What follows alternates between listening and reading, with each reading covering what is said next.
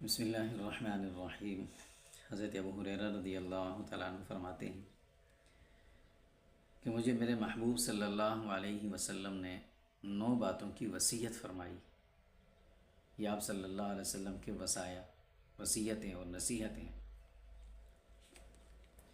وہ 9 باتیں یہ تھی، فرمایا کہ ابو ہریرہ، ہمیشہ اللہ سے ڈرنا، چاہے تم خلوت میں ہو یا جلوت میں ہو، تنہائی میں ہو یا کسی کے سامنے ہو۔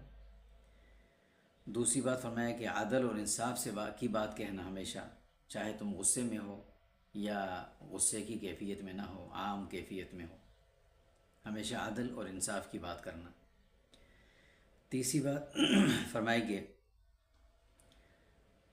ہمیشہ اخراجات میں میانہ روی اختیار کرنا، چاہے تم مالداری کی کیفیت اور حالت میں ہو یا فقر کی حالت میں ہو، تنگ دستی کی حالت میں ہو۔ اور چوتھی بات فرمائی کہ اپنے رشتہ داروں اور اپنے قرابت داروں کے ساتھ اپنے تعلق کو جوڑ کے رکھنا، ان کے حقوق ادا کرتے رہنا، وہ چاہے کوئی بھی رویہ اختیار کریں۔ پانچویں بات فرمائی کہ ان لوگوں کو بھی دینا، ان کو بھی عطا کرنا، ان کا حق ان کو بھی دینا جنہوں نے تمہیں محروم کیا ہوا ہے، یعنی جو تمہیں تمہارا حق دینے سے رکے ہوئے ہیں، نہیں دیتے، تمہیں محروم کرتے ہیں، تم بھی ان کا حق بھی تم ادا کرتے رہنا۔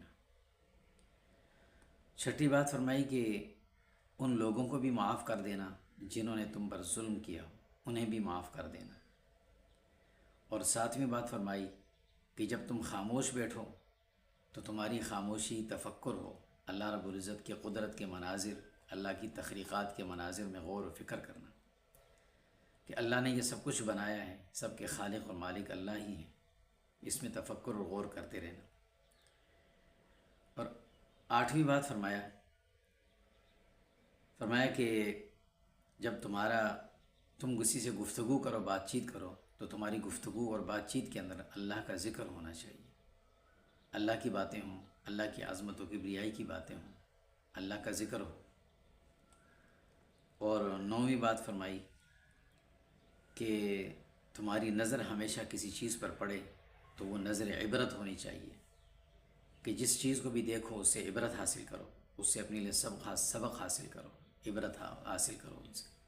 یہ 9 باتیں آپ صلی اللہ علیہ وسلم نے مجھے نصیحت کے طور پر نصیحت کرتے ہوئے ارشاد فرمائی تھی۔